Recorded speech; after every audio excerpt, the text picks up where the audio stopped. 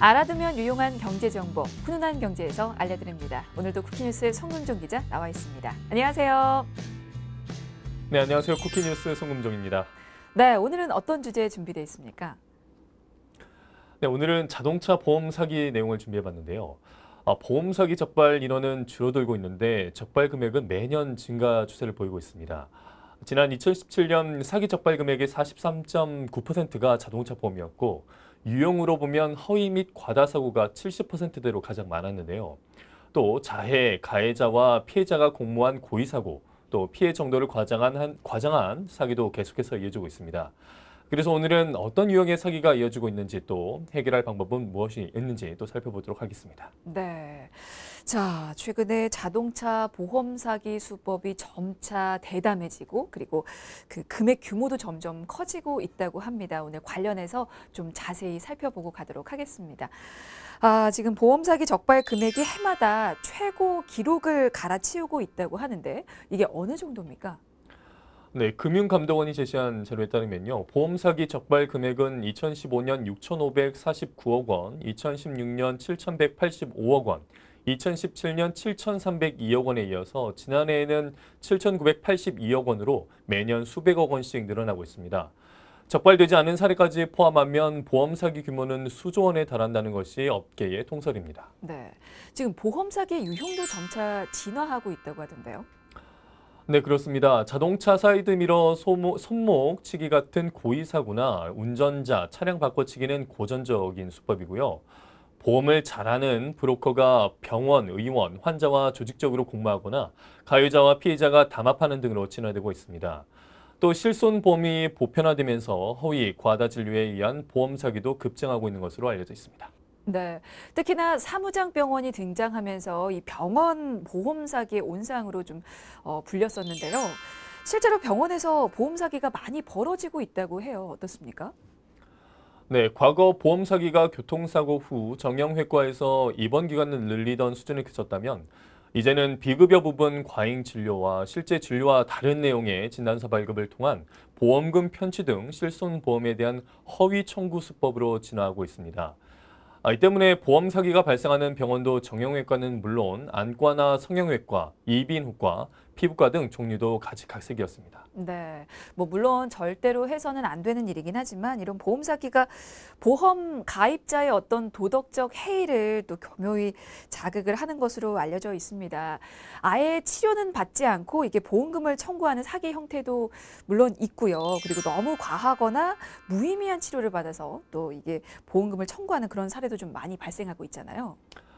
네, 과거 치조골 수술을 1회만 한 뒤에 2회를 한 것으로 횟수를 부풀려서 보험금을 편취하는 등 허위 수술을 통한 보험 사기가 적발되자 최근에는 의료적으로는 무의미한 최소한의 치조골을 이식한 후에 수술을 했다며 보험금을 청구하는 사례도 나타나고 있습니다.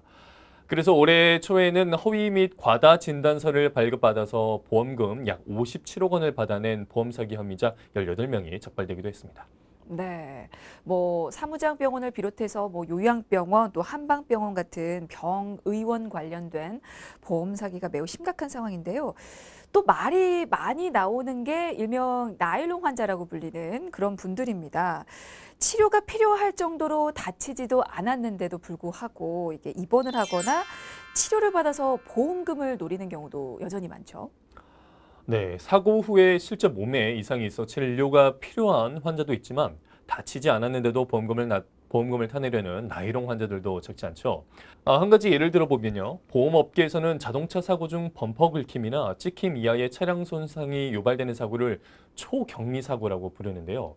차량 추돌 속도로 따지면 시속 3에서 7km 정도지만 이러한 초경미 사고로 인한 대인 배상금이 한 해 500억 원씩 안팎씩 나가고 있습니다. 그러면 초경미 사고는 내가 당했다고 하더라도 이게 꼭 입원해야 할 정도로 다치는 건 아닌 거잖아요, 지금? 네, 실제로 이런 초경미 사고로 신체가 받는 충격은 놀이기구나 버스 탑승 등 일상생활을 할 때 받는 충격과 강도가 비슷한 것으로 현재 나타났습니다. 이게 실험 결과가 뭐 따로 있었습니까? 네, 보험개발원과 연세대 의대 국립과학수사연구원 등은 초경미 사고로 인한 인체 손상 정도와 충격을 실제 실험으로 분석했는데요. 우선 산타페와 아반떼 등 차량이 시속 3에서 7km 앞차로 추돌을 했을 때 앞차량이 받는 순간 최대 충격은 0.4에서 2.2g 정도로 나타났습니다.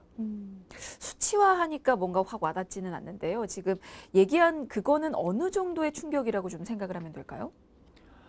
그건 놀이공원을 가시면요. 롤러코스터가 갑자기 방향을 바꾸거나 회전을 할 때 받는 충격과 비슷한 수준이라고 보시면 되겠습니다. 보험 개발원은 놀이기구 좌석에 센서를 부착해 이 같은 결과를 얻었고요. 또 가상현실 체험 기구를 탈 때 고속도로를 운행하는 버스에 탑승했을 때 받는 충격도 차량 추돌 사고의 충격과 비슷한 것으로 나타났습니다. 그러니까 일상생활에서 받는 충격과 강도가 좀 비슷하다. 그러니까 한마디로 이게 크게 다치지 않았다는 거잖아요. 네, 국립과학수사연구원이 2015년 실제로 사람을 차에 태워서 경미사고를 재현을 했는데요. 마찬가지로 결과가 똑같이 나왔습니다. 시속 8km 또는 12km로 부딪혀도 앞 차량 운전자의 목 부분 등에서 특별한 손상이 발견되지 않았던 것입니다. 이런 실험 결과들을 토대로 좀 생각을 해볼 때 접촉사고가 났다고 하더라도 이게 타고 있던 사람의 어떤 부상 정도가 겸미하다고 좀 판단할 수가 있을 것 같아요. 근데 문제는 그럼에도 불구하고 이게 지나치게 좀 많은 보험금이 지출이 되고 있다는 건데요. 그건 결국에 전체 자동차 보험료를 높이는 요인이 되고 있잖아요.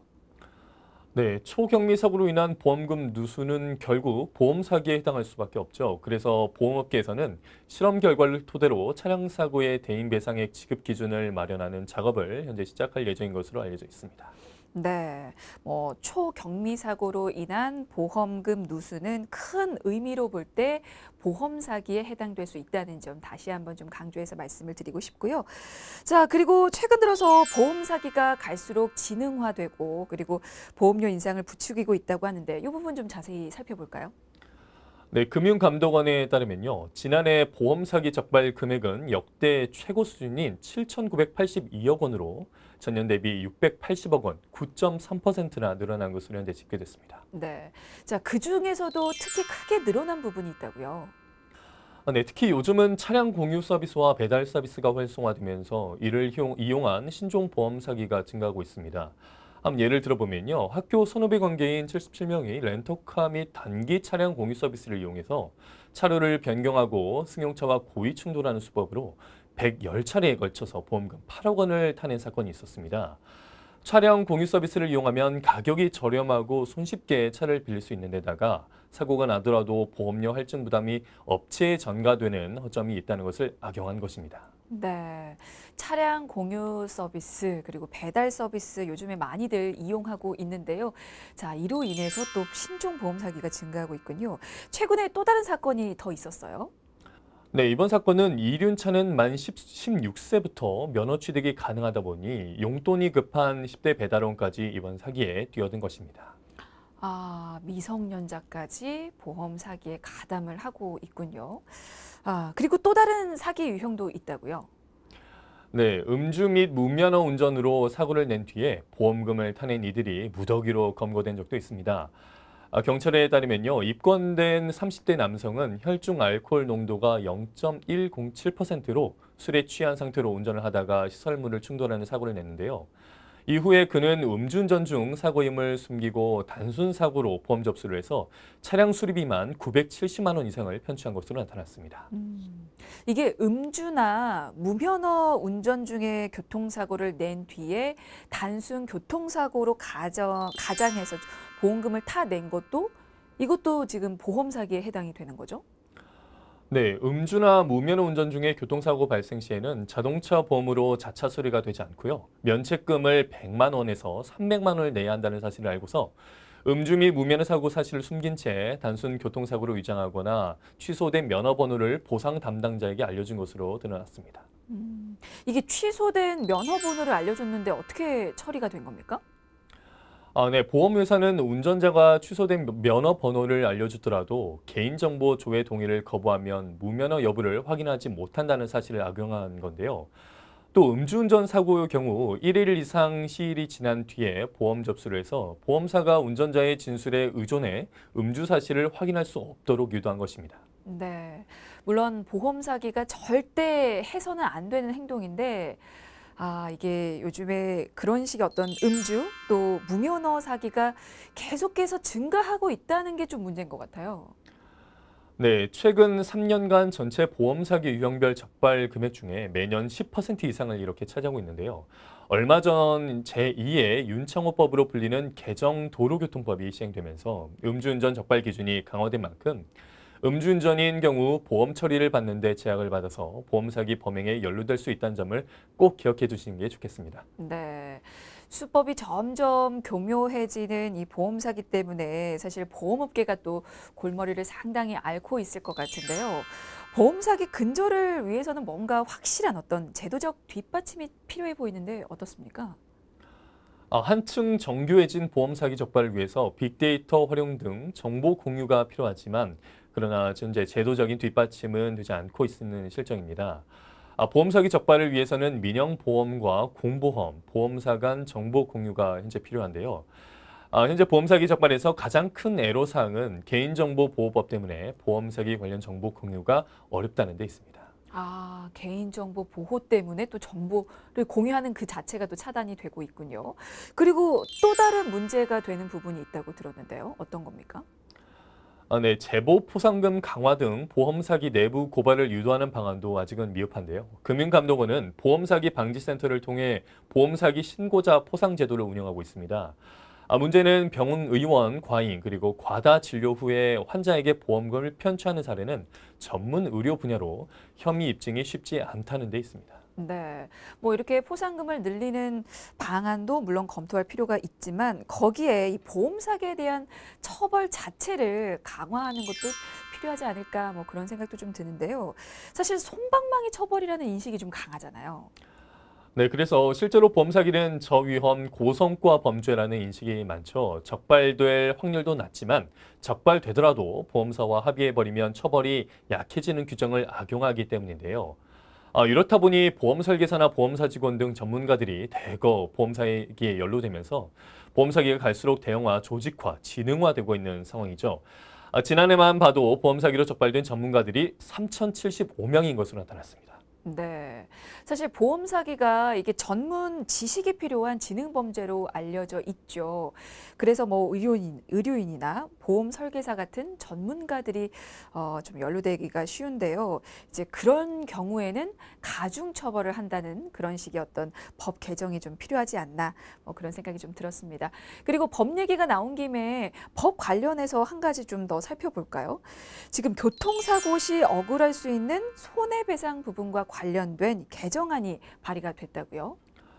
네, 교통사고 발생 시 과실이 더 적은 차량의 운전자가 상대방 차량이 고가라는 이유로 더 많은 수리비를 부담하는 일이 없도록 하는 방안이 현재 추진되고 있습니다. 이것 좀 자세히 좀 살펴볼까요? 어떤 내용이 담겨 있습니까? 국회 정무위원회 김용태 자유한국당 의원이 자동차 손해배상보장법 일부 개정 법률안을 대표 발의한 건데요. 예를 들어 저가의 국산차 운전자 과실이 25%, 고가의 외제차 운전자 과실이 75%라 하더라도 외제차의 수리비가 훨씬 많이 들기 때문에 국산차 운전자 측에서는 부담하는 수리비가 더 높아지는 문제를 근절하자는 취지로 현재 발의된 것입니다. 그러니까 과실 없이는 상대차가 고가라는 그 이유 하나만으로 수리비 부담이 커지는 상황을 철저하게 막겠다라는 거죠. 네, 과실 비율이 더 높은 쪽을 가해자, 과실 비율이 더 낮은 쪽을 피해자로 정의하고 피해자 측은 가해자에 대해 손해배상을 하지 않도록 하는 건데요. 가해자는 피해자 측의 손해를 모두 배상하는 것이 아니라 본인의 과실과 피해자의 과실을 상계해 과실 비율의 차이에 해당하는 피해자의 수리비만 부담하도록 하는 것입니다.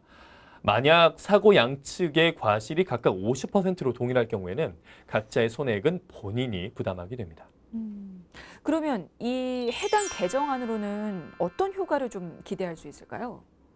우선 위험하게 운전하거나 난폭 운전을 하던 운전자들에게 운전 습관을 고치도록 유도하는 효과가 기대되고 있고요. 또한 교통사고의 과실 비율 산정을 5단계로 단순화해서 교통사고 과실 비율을 두고 과도하게 발생하는 분쟁을 최소화하도록 하는 데 있습니다.